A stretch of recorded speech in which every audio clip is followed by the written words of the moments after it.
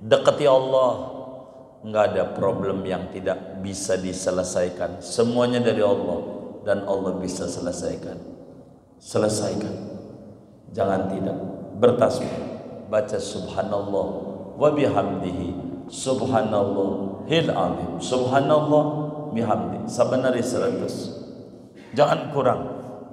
Lihat keajaibannya.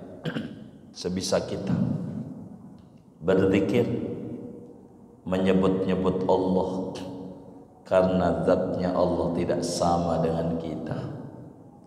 Allah tidak sama dengan kita. Walam yakul lahu kufuwan ahad. Walam yakul lahu kufuwan ahad. Allah tidak sama dengan kita. Jadi jangan takut. Dosa kita banyak, mendekat sama Allah. Yakini saudara, kalau kita rambutnya gondrong, jangan jauh dari tukang cukur. Makin jauh dari tukang cukur, yakini makin gondrong dan makin acak-acakan. Demikian kalau hidup kita punya problem. Ada yang problem dengan istri, ada yang problem anak, ada problem perusahaan, ada problem dengan dagangan, ada problem finansial, macam-macam. Banyakin bertasbih. Bertasbih. Jangan tidak. Banyakin. Sebab dengan tasbih kehidupan akan berubah. Jangan tidak. Sampailah Nabi pernah bilang kepada seorang sahabatnya, ayo dong baca tasbih. Karena malaikat itu bacanya bertasbih. Subhanaka la ilma lana illa ma 'allamtana innaka antal alimul hakim. Malaikat bertasbih. Jadi dengan bertasbih saudara, Allah rubah keadaan kita. Dari tidak punya jadi punya. Dagang rugi jadi untung. Dosa banyak Allah ampuni, menjadi orang bersih. Hati yang penuh dengan kegalauan diganti dengan ketenangan. Itu bertasbih. Maka kita jangan tinggalin bertasbih sebagai ekspresi wujud kesyukuran. Punya Allah tidak sama dengan kita. Apa yang ada pada Tuhan tidak ada pada kita. Apa yang ada pada kita tidak ada pada Tuhan. Kita butuh anak. Tuhan lam yalid wa lam yulad. Kita butuh orang tua. Lam yalid wa lam yulad. Dan kita serba kekurangan. Tuhan yang maha sempurna, Dia kaya raya, kita fakir. Dia maha pengasih dan kita butuh cinta kasihnya. Maka banyakin bertasbih kepada Allah. Bertasbih, bertasbih. Dengan ini yakin yang tadinya susah, hidupnya akan berubah menjadi kehidupan yang lebih baik. Daripada kita ngelamun, mengeluh, banyakin bertasbih. Subhanallah. Sampailah Imam Haddad di dalam Birdul Latif, Subhanallah adada ma khalaqa fil ardi, Subhanallah adada ma khalaqa fis sama, Subhanallah adada ma bainahu dzalik, Subhanallah adada ma huwa khaliq, Alhamdulillah adada ma khalaqa fil ardi, Alhamdulillah. Begitulah Wirdul Latif. Dan kita udah bagikan itu. Kita tinggal baca bagaimana seorang muslim harus banyak memuji Allah. Dari sanalah sebagai wujud ekspresi kebahagiaan punya Tuhan zatnya tidak sama kayak kita. Kalau badan kayak kita ini kena stroke, jangan dikata stroke itu ringan, berat.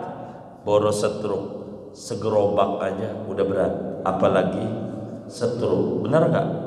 Benar nggak? Stroke.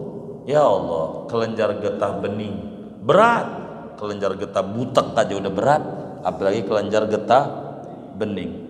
Puyeng. Banyakin bertasbih. Saudara-saudara kita tuh yang kurang sehat, suruh bertasbih. Baca tasbih. Saya pengen baca Quran, kul huwa kulhu walam yakul kufuwan ahad. Di sana ada tasbih. ketidaksamaan Allah dengan kita. Dan ini hidup akan jadi berubah dan menjadi tinggi adanya. Allah enggak sama sama kita. Dekati Allah, dekati, jangan takut. Tidak ada yang mustahil di mata Allah. Jangan kata problemku besar, kita kata kecil. Yang besar adalah Tuhan yang bersifat mukhalafah lil hawadisi. Jangan kita bingung. Saya muda dasar keturunannya dari dulu keturunan orang miskin. Jangan pesimis. Tuhan kita mukhalafah lil hawadisi. Jangan takut. Tukang kayu aja jadi presiden, tukang kayu. Begitu. Jangan pesimis. Jangan takut. Begitu. Mau berhenti 2 hari lagi. Begitu. Jangan dicatat. Jangan dicatat. Emang catat aja. Begitu. Begitu. Begitu. Begitu. Gitu. Beringin aja yang gede kayak begitu diombang-ambing tukang kayu jadi aja. Begitu saudara. Jadi kita jangan takut. Dekati Allah. Enggak ada problem yang tidak bisa diselesaikan. Semuanya dari Allah dan Allah bisa selesaikan. Selesaikan. Jangan tidak. Bertasbih. Baca subhanallah wa bihamdihi subhanallahil azim. Subhanallah bihamdi. Sabanari 100. Jangan kurang. Lihat keajaibannya. Assalamualaikum warahmatullahi wabarakatuh. Bismillahirrahmanirrahim. Alhamdulillahi rabbil alamin. Wassalatu wassalamu ala sayyidina Muhammadin wa ala alihi wa sahbihi ajma'in. Bakok sudah bakok. Udah kemarin. Sekarang halaman 5. Betul. Soal kaifal i'tiqadu bimukhalafatihi ta'ala lil hawadisi ayil makhluqati. Bagaimana meyakini dengan sifat mukhalafah lil hawadisinya Allah subhanahu wa ta'ala, berbedanya Allah dengan makhluknya. Jawabnya, huwa an na'taqida anna Allah ta'ala la yushabihuhu syai'un la fi dhatihi wala fi sifatihi wala fi af'alihi, yaitu bahwa kita meyakini seyakin-yakinnya bahwasanya Allah subhanahu wa ta'ala yaitu tidak menyerupai akan Allah oleh sesuatu apapun. La fi dzatihi, tidak serupa pada zatnya, wala fi sifatihi, tidak serupa pada sifatnya, wala fi af'alihi, dan tidak serupa pada perbuatan-perbuatannya. Udah juga? Udah. Oh ini udah. Ini yang mana ini? Oh dzatihi. Baik. Soal kaifal i'tiqadu bimukhalafati dzatihi subhanahu wa ta'ala lil hawadisi. Bagaimana meyakini dengan berbedanya zatnya Allah subhanahu wa ta'ala bagi segala makhluknya.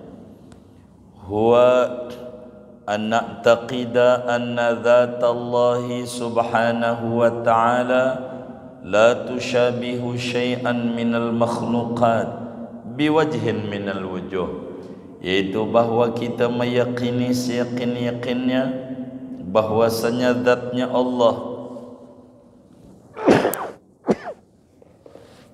subhanahu wa ta'ala yaitu tidak menyerupai zat Allah dengan apapun dari segala makhluk-makhluk ciptaannya, biwajhin, dengan satu jalan dari berbagai jalan, فكل ما تراه أو يخطر ببالك فالله ليس كذلك. Maka tiap-tiap sesuatu yang kau melihatnya atau terbesit di hatimu, maka Allah tidak seperti itu.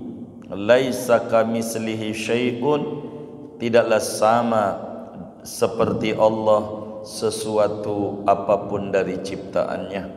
Wallahu a'lamu bissawab. Saudara-saudara sekalian yang mulia, sebagaimana dimaklumi oleh kita bersama bahwa pertama-tama yang wajib diketahui oleh seorang anak manusia adalah mengenal Tuhan dengan yakin. Awwalu wajibin 'alal insani ma'rifatul ilahi bistiqani. Orang yang tidak kenal Tuhan, pastikan ibadahnya tidak diterima. Kata Imam Ghazali, la tasihul ibadah ila ba'da ma'rifatil ma'bud. Ibadah tidak akan sah kecuali sesudah mengenal zat yang disembah. Sebab yang namanya ibadah, saudara, pada hakikatnya adalah mematuhi perintah yang disembah. Bagaimana ada orang patuh kepada yang disembah yang dia sendiri tidak tahu. Oleh karena itu, wajiblah kita mengenal Allah Subhanahu wa ta'ala.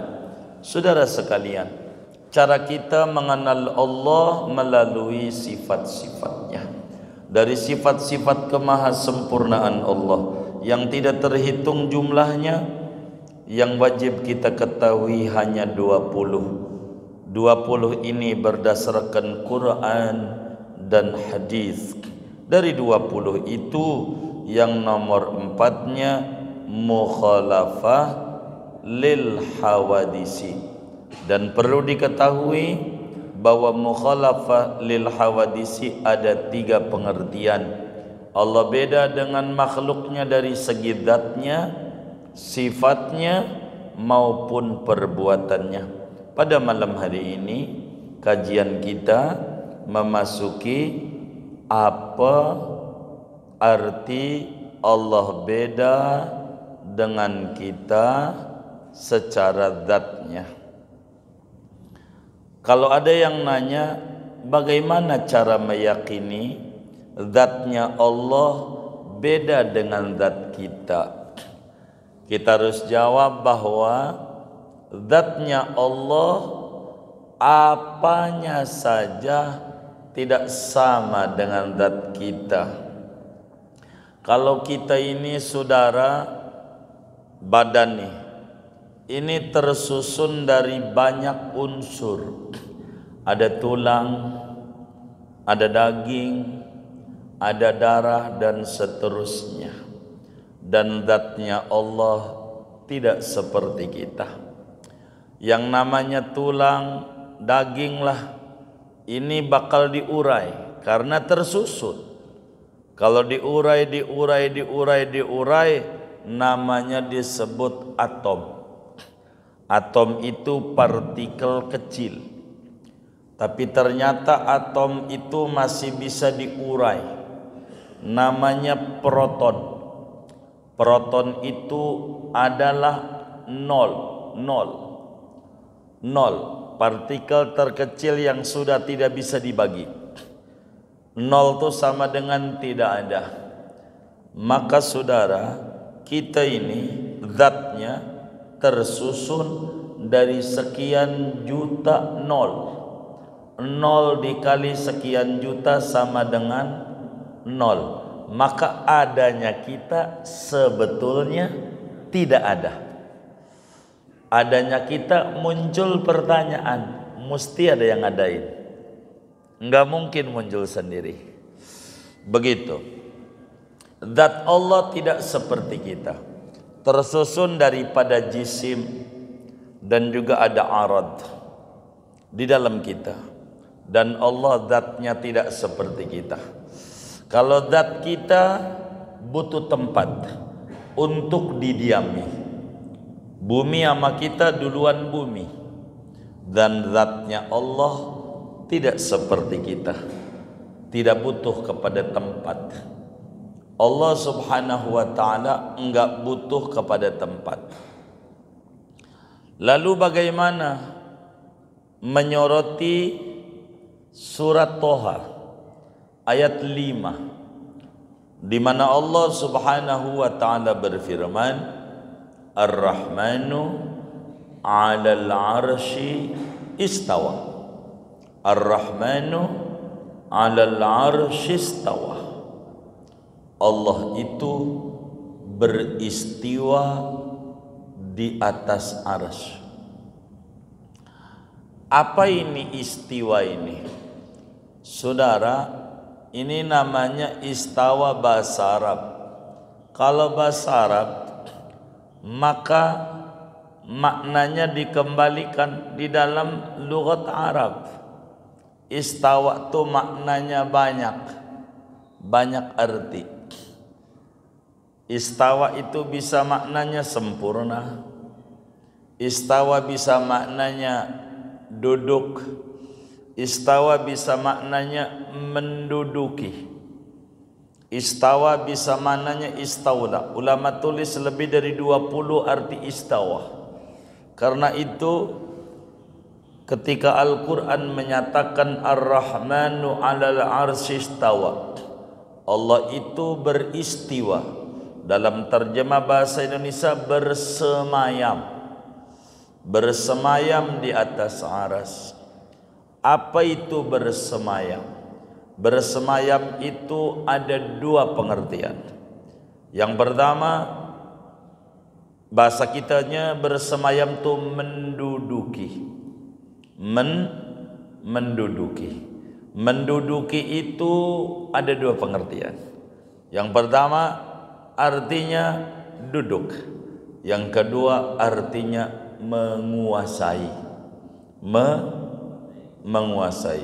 Belanda menduduki Indonesia, maka pantatnya Belanda segede Sabang sampai Merauke. Begitu enggak? Wih, kagak. Menduduki apa menduduki? Menguasai. Oleh karena itu jangan asal Quran. Jadi bagaimana menyoroti ayat-ayat yang terkesan ada kemiripan Tuhan dengan makhluknya. Sementara akidah Ahlussunnah wal Jamaah, kita wajib yakin seyakin-yakinnya Allah enggak sama dengan kita. Enggak sama. Walam yakul lahu kufuwan ahad. Enggak ada yang sama dengan kita. Karena itu Imam Ibrahim Al-Laqani di dalam Jawharatut Tauhid menyatakan, wa kullu nassin awhamat tashbiha awwilhu aw fawwid warum tanziha. Manakala ada nas Al-Quran atau hadis Nabi, ada teks Al-Quran atau teks hadis yang memberikan kesan kesamaan Tuhan dengan makhluknya, maka ulama Ahlus Sunnah wal Jamaah dalam menyoroti ayat-ayat mutasyabih, ayat-ayat yang ada sepintas selalu memberi kesan kesamaan Allah dengan makhluknya, ulama Ahlus Sunnah memprosesnya menjadi dua aliran. Yang pertama namanya madhabus salaf, aliran ulama salaf. Apa itu ulama salaf? Ulama dari abad 1 sampai 300. Itu namanya ulama salaf. Yang kedua namanya madhab khalaf, ulama khalaf. Ulama khalaf itu dari 300 sampai terus belakangan. Itu namanya khalaf. Arti khalaf generasi penerus. Ulama salaf ketika ditanya Ar-Rahmanu 'alal 'arsy istawa, siapa? Imam Malik.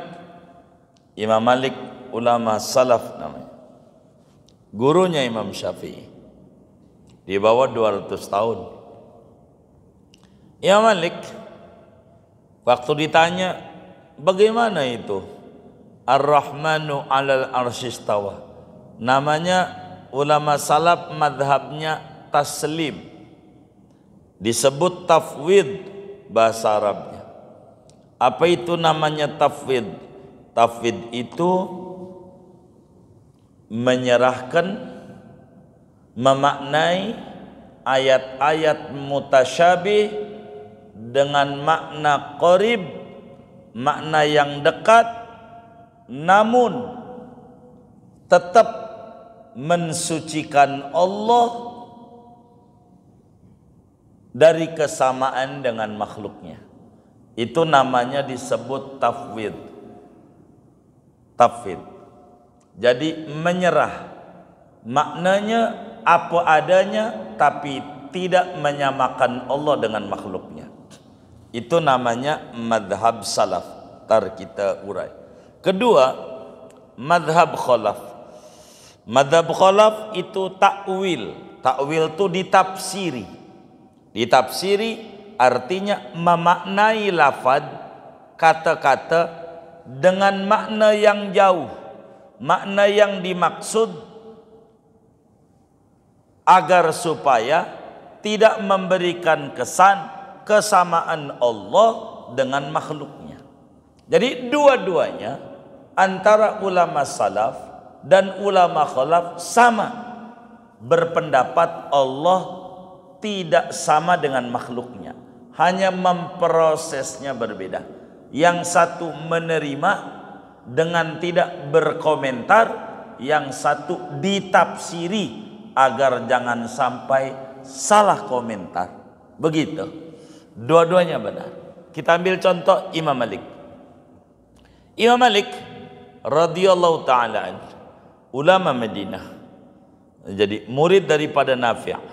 Imam Nafi' murid daripada Ibnu Umar, Ibnu Umar murid daripada Rasulullah sallallahu alaihi wasallam.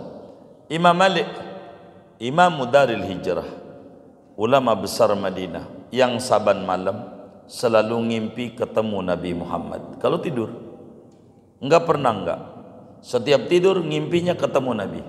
Imam Malik ulama besar Madinah. Imam Malik radhiyallahu ta'ala an saat ditanya ma taqulu fi qawlihi ta'ala ar-rahmanu 'alal arsy istawa, apa pandanganmu wahai Imam Malik tentang ayat Allah ar-Rahman 'alal arsy istawa, Allah bersemayam di atas arasy.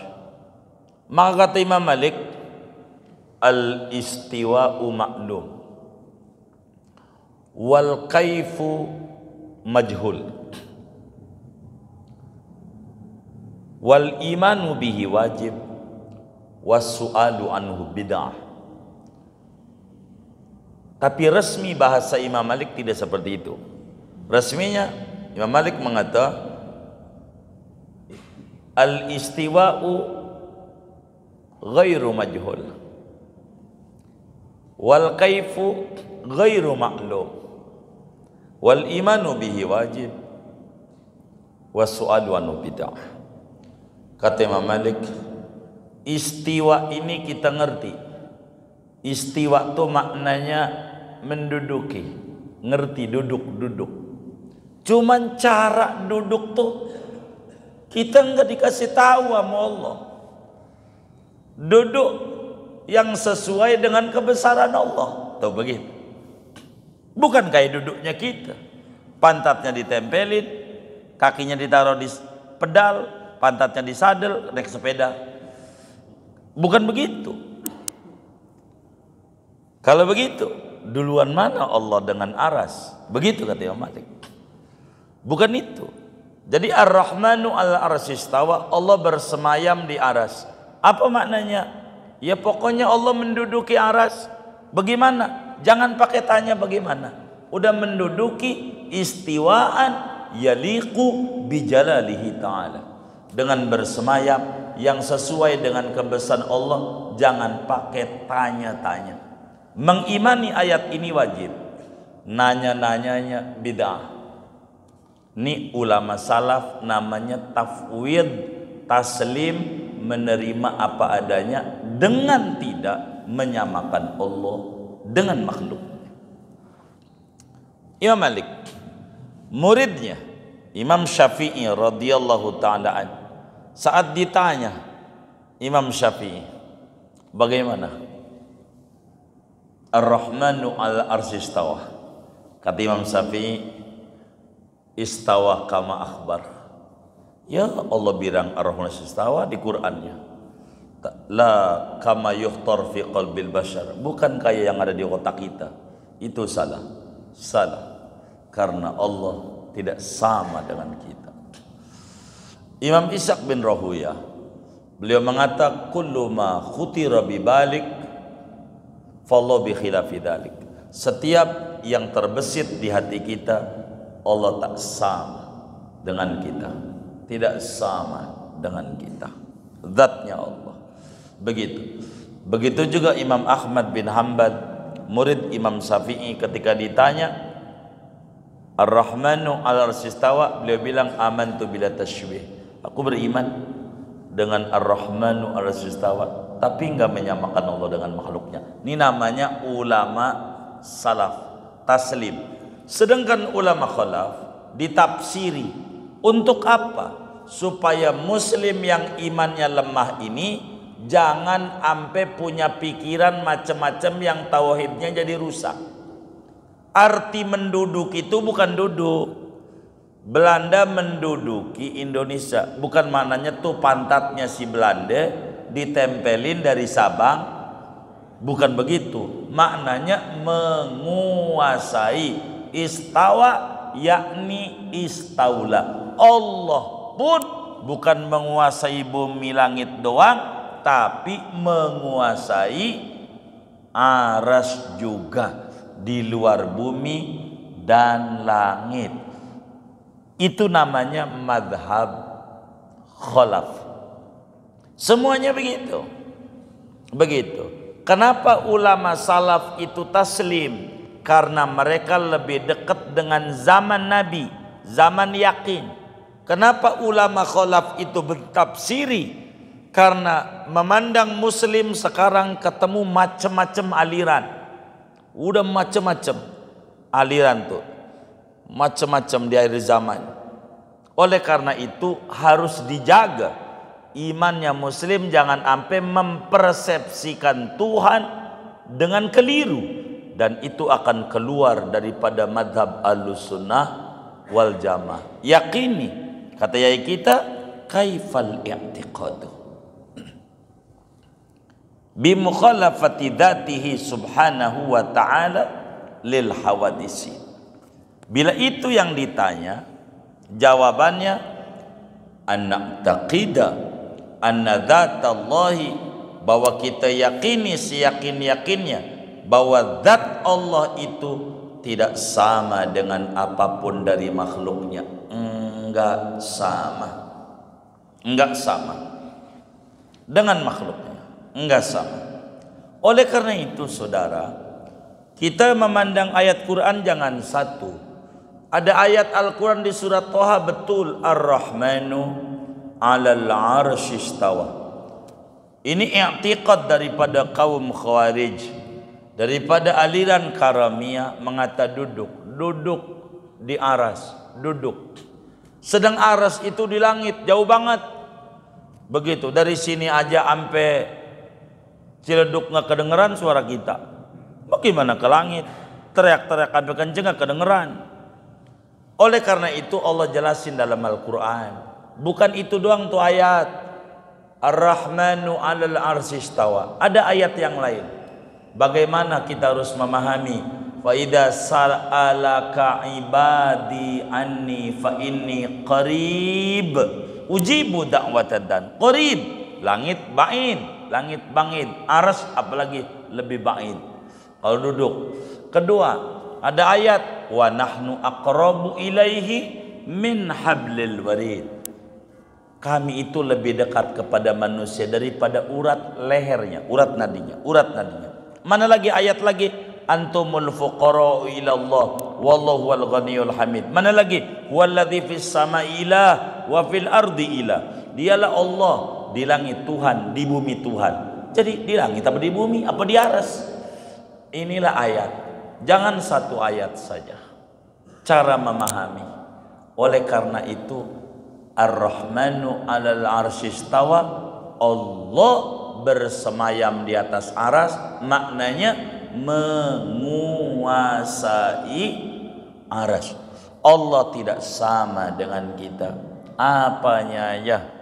Zatnya enggak ada yang sama dengan kita. Karena itu kata Allah di dalam Al-Qur'an, laisa kamislihi syai'un wa huwas samiul basir. Tidaklah sama dengan Allah apa saja, enggak ada yang sama. Jadi kita tidak ada yang sama. Allah bukan materi yang harus kita materikan. Allah ada tapi tidak butuh tempat. Timbul pertanyaan, manusia di akhir zaman kok ada bisa enggak butuh sama tempat? Sebab tempat itu makhluk ciptaannya, dan Allah tidak butuh sama ciptaannya. Kok bagaimana mungkin? Baik, kalau bakal bingung, maka jawaban yang paling gampang, pertanyaan lanjutan. Kayak yang ngaji nih, yang ngaji nih kira-kira ada nyawanya enggak? Yang ngaji? Enggak ada. Ngeri juga saya. Ada nyawanya enggak? Ada. Nyawanya di pala, di dada, di perut, di dengkul, apa di jempol kaki? Ini ada nyawanya apa kaki ini? Hah? Di badan. Di badan. Tuh orang mati itu ada badannya enggak? Nah, itu enggak ada nyawanya. Kalau di badan, di mana ada badan ada nyawa. Ini ada nyawanya apa enggak? Di mana? Ini bisa subuh nih kalau didiemin. Ini ada nyawanya apa enggak? Ada. Di mana? Kalau di mana nanya apa? Nanya tempat. Jadi di mana tempatnya nyawa Anda? Begitu biar gampang aja. Tempatnya. Halo. Ini nyampe enggak speaker ini?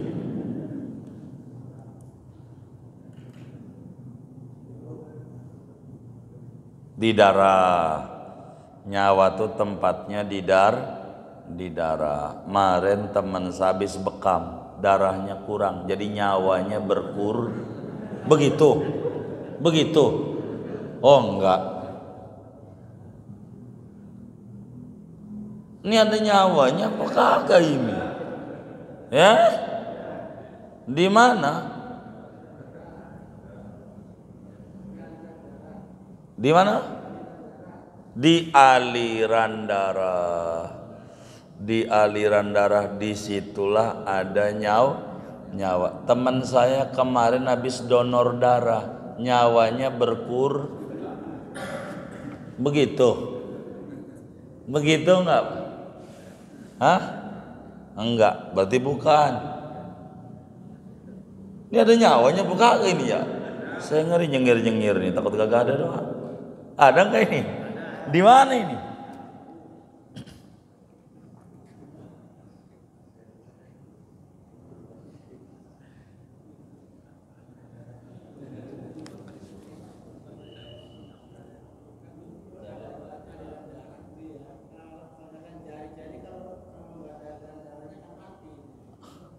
Tapi ada jarinya, nyawanya masih ada. Walaupun jarinya mati, kan kita nanya bukan jari, yang nanyanya nyawa. Ini ada nyawanya, bukan? Di mana tuh nyawa? Di napas. Jadi teman saya itu tahan napas, nyawanya hilang. Bener nggak? Bener nggak nyawanya hilang? Bener nggak? Oh nggak benar, berarti bukan di napas. Hah? Iya, ruh itu bahasa Arab, bahasa kitanya nyawa. Di Arab nyari nyawa nggak ketemu, adanya ruh. Bahasa kitanya orang nyawa namanya. Begitu. Jadi ruh tuh di mana? Entar jawabnya di nyawa lagi. Begitu. Hah? Ini bagaimana orang non muslim masuk Islam? Ini orang Islam juga gak tahu. Ini gimana ini ya? Ini ada nyawanya apa kagak ini? Saya ngeri nyengir takut ada nyawanya juga. Di mana itu? Urat leher. Urat leher. Orang mati ada urat lehernya juga. Ada nyawa ya. Jadi kita orang nih sampai detik ini kagak tahu tempatnya nyawa di mana. Enggak tahu. Tapi yakin. Yakin gak ada nyawanya nih? Walaupun enggak tahu, yakin gak? Yakin. Dari mana kita yakin? Dari tanda berarti. Dari mana yakin? Dari tanda, tandanya masih bisa nyengir, masih bisa jalan, itu berarti tanda ada, walaupun nyawa kagak enggak tahu. Begitu lagi nyawa ini ciptaan Tuhan bukan? Lagi ciptaan Tuhan aja kita nggak tahu tempatnya. Masa tempatnya Tuhan kita tahu? Lah hebatan ciptaannya, bener nggak? Gitu. Nyawa ciptaan Allah. Kita nggak tahu tempatnya. Gimana tempat pencipta nyawa? Orang makhluknya aja kita gak tahu tempatnya sampai detik ini. Tapi sudah cukup percaya bahwa ada nyawa dari tanda-tandanya. Ini bumi kagak nongol sendiri. Ini langit nggak nongol sendiri. Kalau ada gelas, ada yang buat gelas. Kalau ada langit, ada yang buat langit. Udah cukup. Udah cukup. Dari tanda-tanda bahwa Tuhan itu ada. Dan Tuhan tidak sama dengan kita. Kalau Tuhan sama dengan kita, waduh repot. Kemarin udah kita bedah. Kalau Tuhan sama dengan kita. Begitu. Coba ada teman kita. Waktu susahnya ngeteh di rumah kita kemarin nggak bisa beda itu tuh sebelumnya, gitu. Waktu susahnya ngeteh, ngopi di rumah kita, main mulu. Waktu susahnya. Sekarang dia usahanya sukses, dagangnya maju, hebat. Kita panggil, boro bagi duit, dipanggil kagak nengok, bang, siapa ya? Siapa ya? Nama kita, coba, nggak kenal sama kita, nggak kenal. Sekarang dengar-dengar usahanya susah lagi. Main ke rumah kita. Kita bukain pintu enggak? Kita bukan pintu enggak? Enggak. Itu namanya manusiawi. Kenapa kita enggak bukain pintu?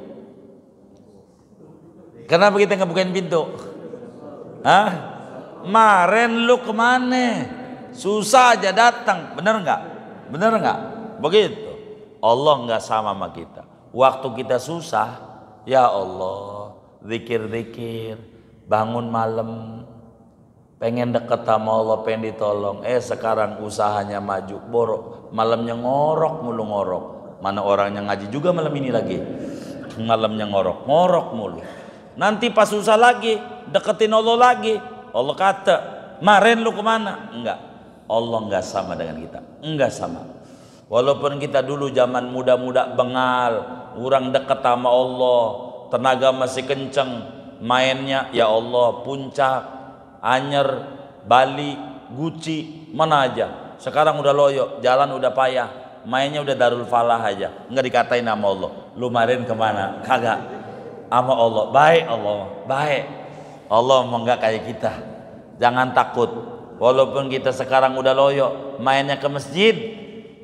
Kata Allah, hambaku, benar, aku adalah Tuhanmu, kau butuh kepadaku, jangan jauh-jauh. Begitu sama Allah, jangan jauh-jauh. Allah beda sama kita, beda sama kita. Jangan takut. Biar kita dosanya membukit menggunung, jangan takut, dekati Allah. Jangan takut. Itu mau orang mau haji aja nggak mau. Bang Haji, gua ngeri belum siap. Belum siap. Udah kayak upacara aja, pakai siap-siap. Kagak, lu punya duit nggak punya, udah haji, umroh. Gua takut dia apa-apain di sono. Emang Allah jagoan, bari dalam kandang, nunggu di Mekah aja. Kalau mau ngukum waktu di sini aja, main di Tegal Rotan, di highlight, bongkaran Tanah Abang, dukum aja di sono. Ngapa nunggu di Mekah? Mekah itu kota suci, bukan kota buat ngukum orang. Emang Mekah penjara? Ini siapa yang ngajarin kayak begini? Siapa nih? Ada orang mau umroh, bang saya mau umroh. Mau umroh, gile lu. Udah siap, begitu. Yang ngomong begini nih, dosanya ditumbahin ke bumi kagak muat. Nakut-nakutin orang mau ibadah sama Allah kagak boleh. Dorong orang, biar dia mau ibadah sama Allah, syukur sama Allah. Rezekinya dimakan mulu, tapi gak mau mengunjungi rumah Allah. Baitullah gak mau. Mau ngapain hidup? Begitu, main. Jangan nunggu nanti loyo. Udah loyo aja dia maklum lu gunung tua. Maren. Kita jangan begitu. Syukur sama Allah. Duit ada, ziarah ke Baitullah, ziarah ke Rasulullah. Enak. Itu Nabi yang ngasih kita jalan bagaimana kenal dengan Allah. Datang ke Madinah, enak. Nggak diapa-apain, kagak. Allah itu beda dengan kita, beda dengan kita. Zatnya tidak sama dengan kita.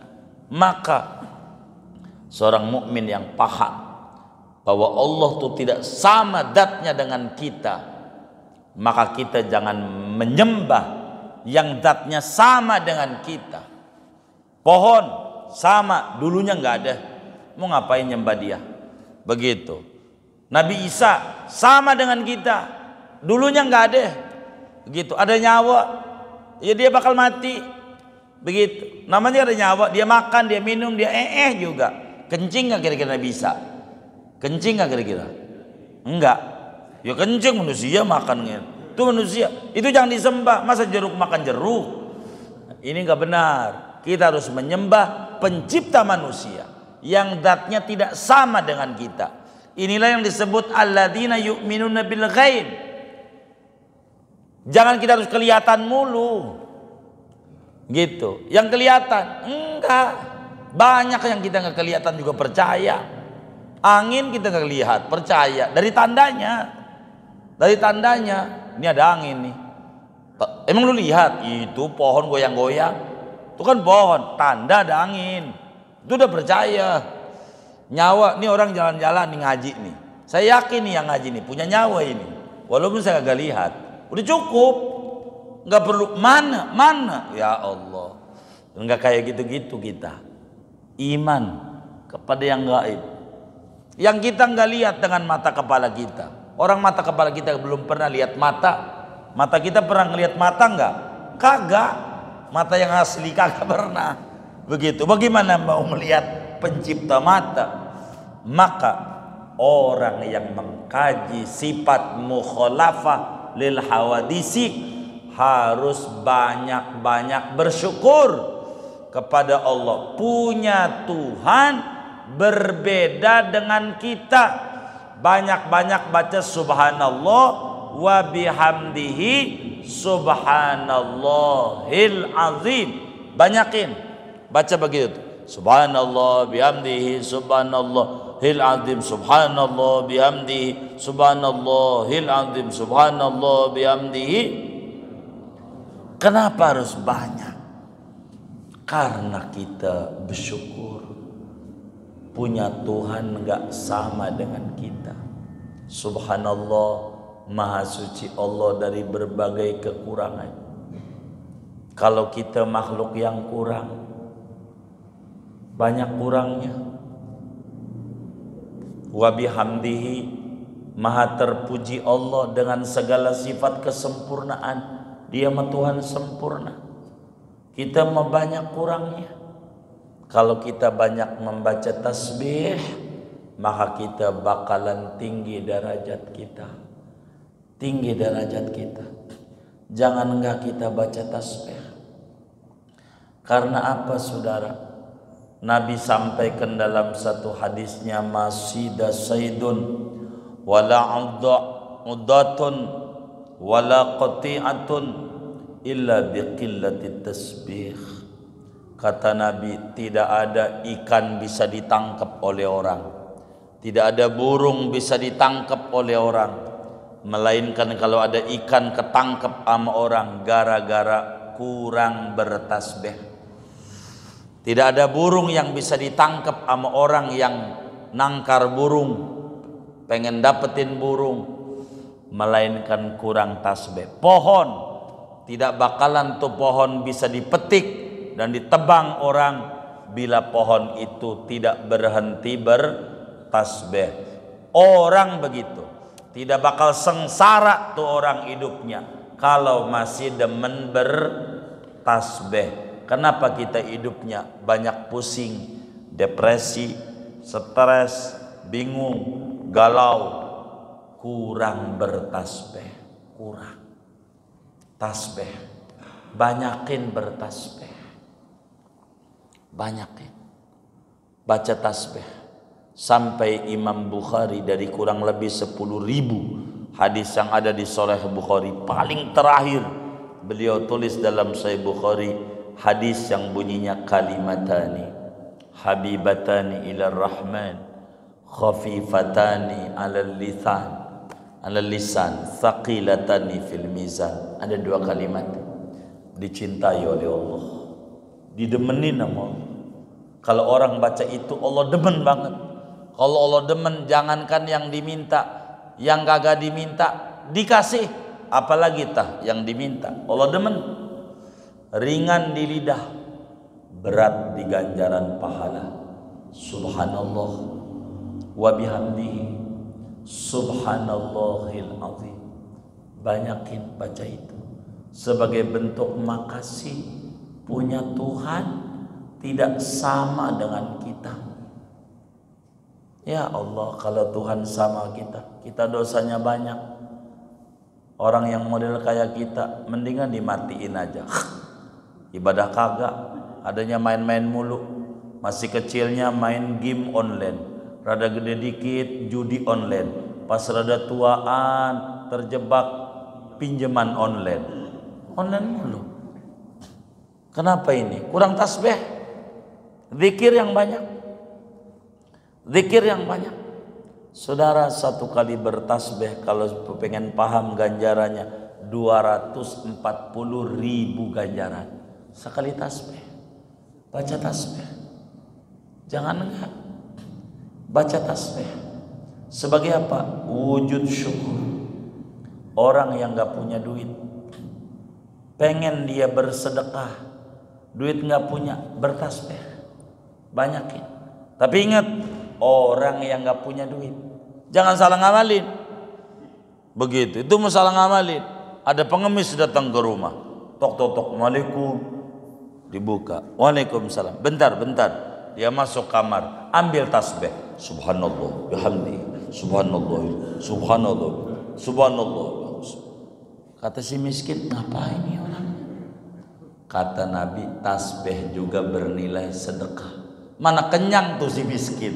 Bukan begitu, itu buat kita orang kagak punya, mau sedekah nggak ada, baca tasbih.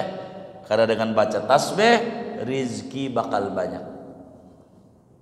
Baca tasbih. Orang yang pengen rezekinya banyak, baca tasbih. Paling dikit sehari 100. Subhanallah bihamdihi subhanallahil azim, subhanallah bihamdihi subhanallahil azim, subhanallah bihamdihi subhanallahil azim, subhanallah bihamdihi subhanallahil azim, subhanallah bihamdihi subhanallah. Di hatinya Allah tidak punya kekurangan dan Allah seluruh sifatnya sempurna. Itu begitu maknanya. Saya hamba yang kurang, saya hamba yang banyak ketidaksempurnaannya. Berikan ya Rabb kesempurnaanmu kepada hamba yang tadinya susah menjadi tidak susah, yang tadinya stres menjadi tenang. Bertasbih, bertasbih, baca tasbih akan mendatangkan ketenangan pada hati. Kenapa kita stres? Kurang bertasbih. Kurang bertasbih. Banyakin bertasbih. Begitu. Kenapa kita jadi korban mulu? Karena kita kurang bertasbih. Tasbih itu bentuk kegembiraan. Betapa kita tidak sama, betapa Tuhan tidak sama dengan kita. Makanya bacaan yang paling tinggi saat sujud tasbih. Waktu turun ayat Sabbihisma rabbikal a'la, kata Nabi Muhammad sallallahu alaihi wasallam, ij'aluha fi sujudikum, jadikan subhana rabbiyal a'la bacaan sujud Anda. Kenapa? Ketika sujud kita mengakui kesucian Tuhan dari kekurangan, kesempurnaan Tuhan, berhak untuk dipuji Allah. Supaya kita tidak banyak mengeluh dalam hidup, melek, jangan ngerem di rumah, jangan ndekem, jangan. Saudara keluar dari rumah, al-harakah barakah, keluar dari rumah itu berkah. Ngeluyur kemana ke? Jangan diem bulu di rumah, mumet kalau diem di rumah. Main ke rumah teman, akan muncul kesyukuran kepada Allah. Ada orang kaya raya, duitnya banyak, dari lantai 3 rumahnya dia lihat ada orang pengemis ngambil makanan yang dia buang semalam dia makanan nggak habis, nasi goreng dia buang di tong sampah. Dia lihat ke bawah, dia kata subhanallah bihamdi subhanallah, makasih Allah, kau aku jadikan orang kaya, makan gak pakai dari tong sampah yang masih fresh, nggak kayak dia. Kata dia, makasih Allah. Tuh, dia bisa terima kasih, dan terima kasih itu meninggikan derajat dia. Ternyata yang di tong sampah itu ngelirik, ada mobil ambulan. Dia kata, terima kasih ya Allah, saya masih sehat, walaupun makan dari bekasan, nggak kayak dia sakit, saya masih sehat. Orang miskin aja bisa ngucapin makasih sama Allah, nggak ngeluh. Itu kedengeran sama yang sakit. Dia masuk di IGD, ada orang mobil jenazah, kereta jenazah, dia kata makasih Allah, biar kata setruk, gue masih hidup, terima kasih Allah, subhanallah bihamdihi subhanallahil adzim. Nggak kayak dia mati. Maka orang mati udah nggak dengar, nggak bisa bersyukur. Maka pastikan orang-orang yang mulutnya ogah bertasbih orang mati. Orang mati. Kalau saudara jiwanya masih hidup, bertasbih sama Allah.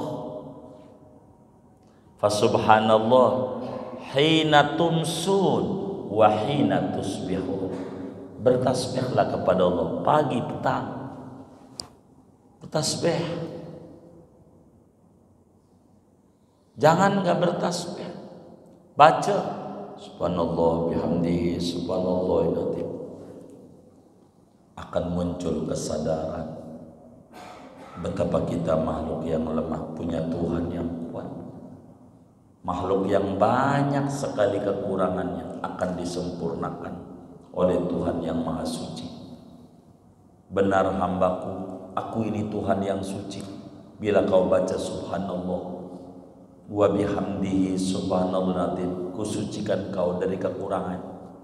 Yang tadinya enggak punya duit jadi punya duit. Yang tadinya kena tekanan dana rendah berubah. Begitu lancar dia punya dana.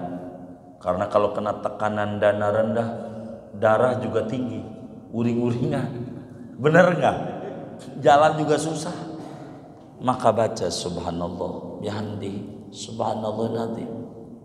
Jangan nggak bertasbih. Sebagai apa? Ekspresi kesyukuran punya Tuhan tidak sama dengan kita. Subhanallah wa bihamdihi subhanallahil azim. Baca tasbih, berzikir kepada Allah sebagai bentuk kesyukuran, rasa terima kasih. Kalau saudara demen bertasbih, barakah hidupnya. Allah bakal rubah dari keadaan yang tidak punya menjadi berpunya, yang tadinya tidak punya apa-apa bisa punya segalanya asal demen bertasbih.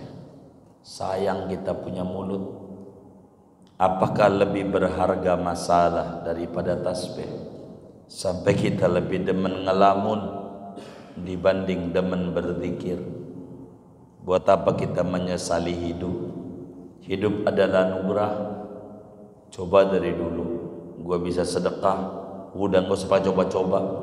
Sekarang aja sebisa kita berzikir, menyebut-nyebut Allah, karena zatnya Allah tidak sama dengan kita.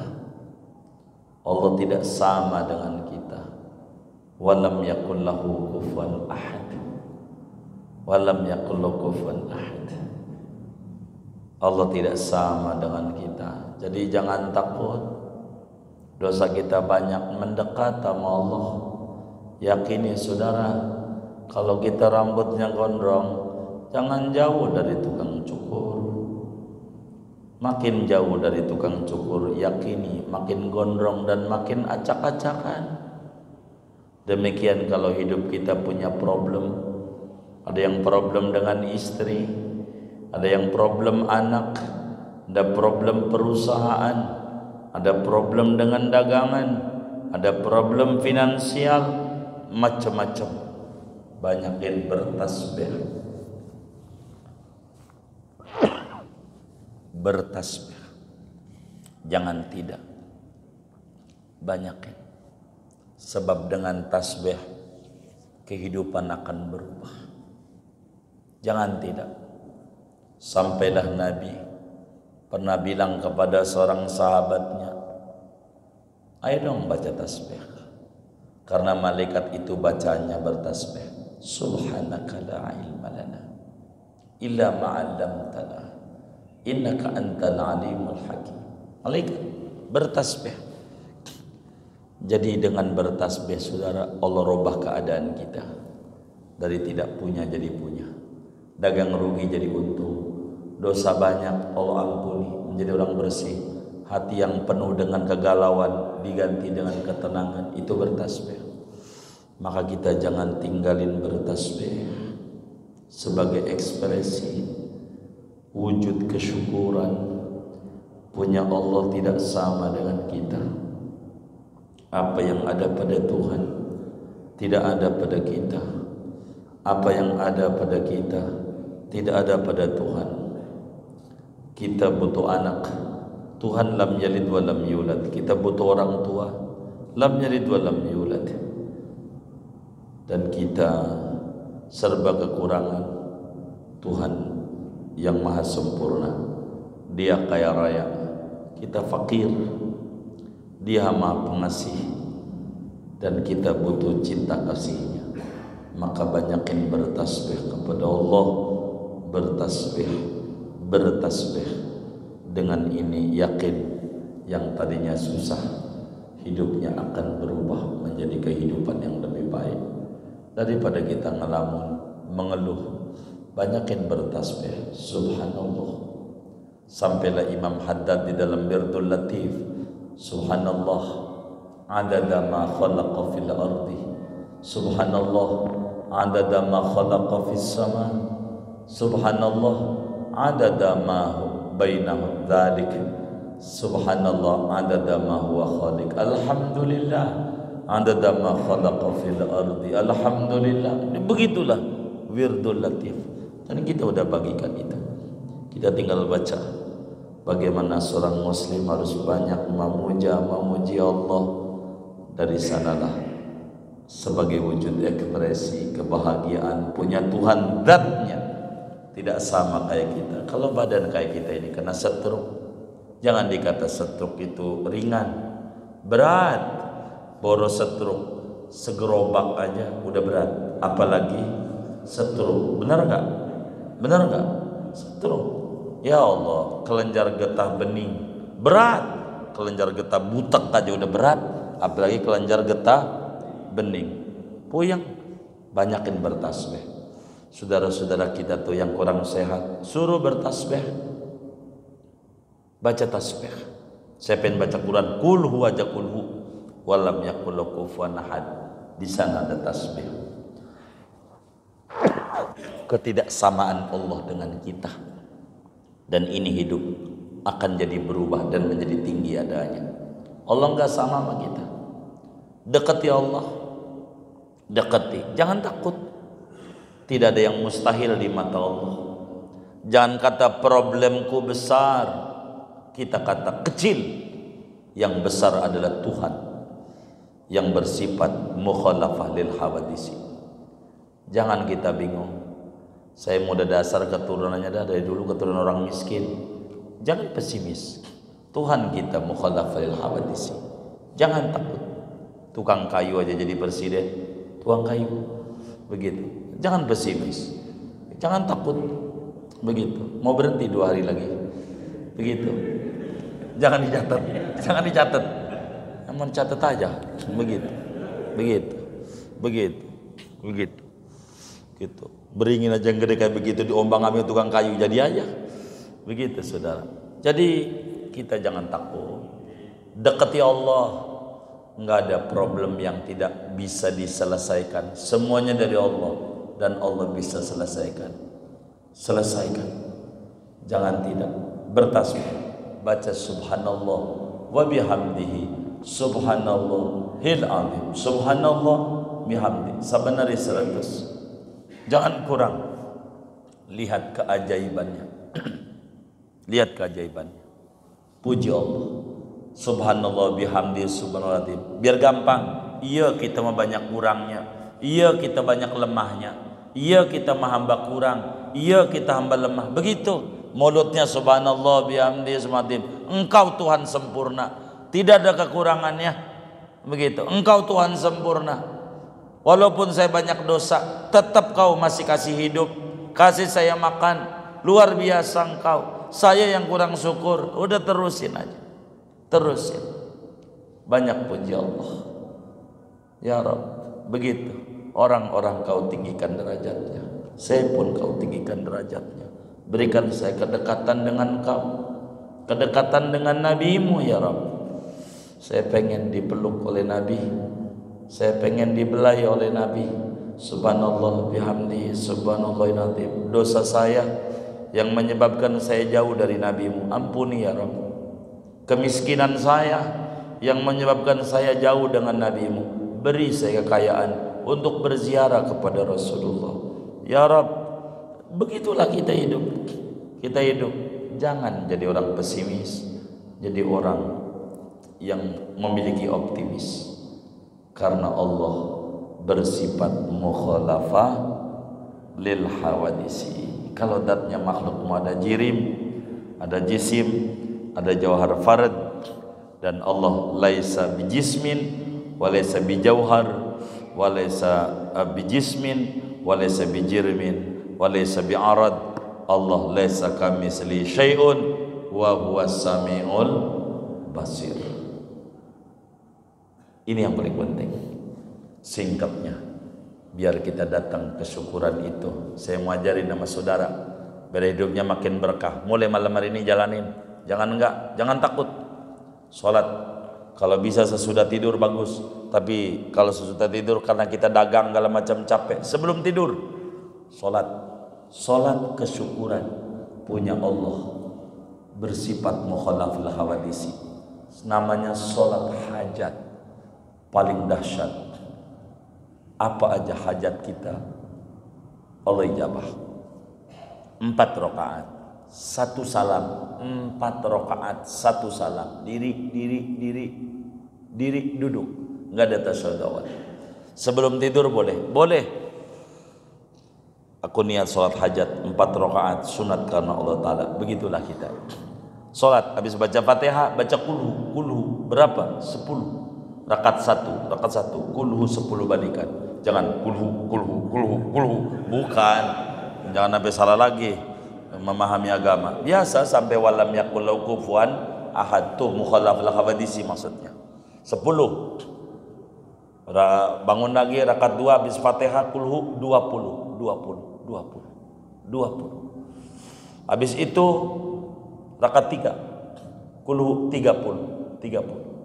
Rakaat 4 kulhu 40. Baru duduk tasyahud akhir. Artinya jangan langsung duduk, biasa ruku sami Allah begitu. Terus salam, habis salam baca tasbih. Subhanallah bihamdihi subhanallah 100. Baru ngomong apa yang ngomong? Jalanin saban malam. Mohon maaf 40 malam, jangan putus. Tar omong sama kita. Kalau nggak hasil ngomong sama kita. Gugat saya. Kalau nggak hasil 40 malam, jangan putus. Dapat 39 lupa, gagal. Ulang lagi dari awal. Ulang dari awal. Tiap malam sebelum tidur aja. Sebelum tidur di rumah boleh. Di masjid lebih boleh, lebih bagus. Begitu. Ngitungnya begini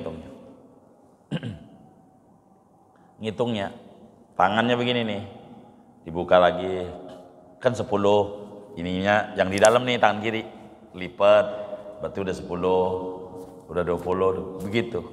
Itu yang kayak begitu. Itu cara gampang.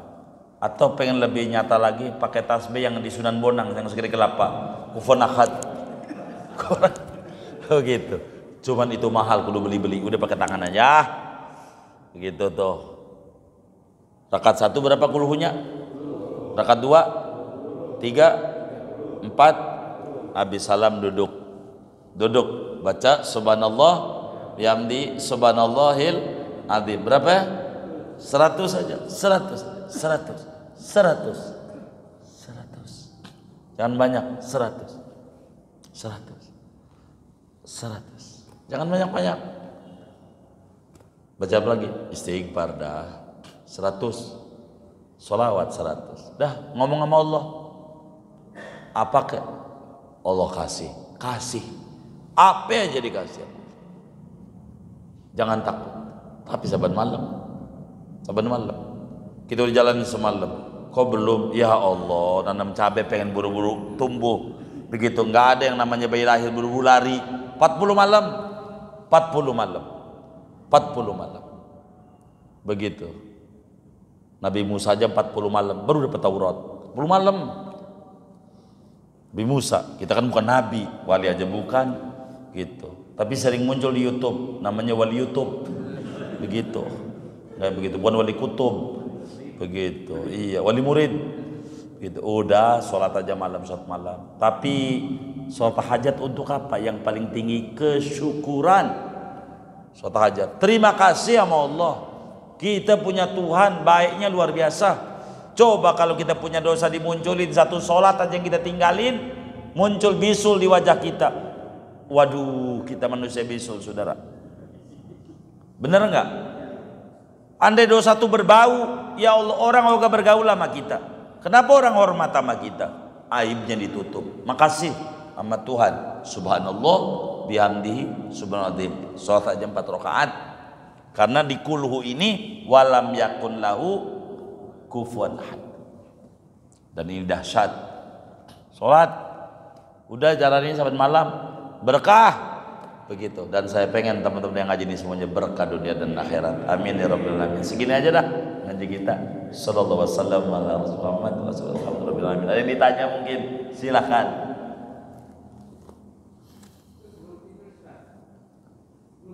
Iya, sebelum tidur aja. Habis isya takut habis tidur mau kesubuhan. Udah yang kita bisa aja. Begitu. Mau sebelum tidur boleh, sudah tidur boleh, yang penting malam dah. Begitu. Mau jam 10 kek, mau jam 8 kek. Mau sekarang kek nih, saya pergi nih ngaji.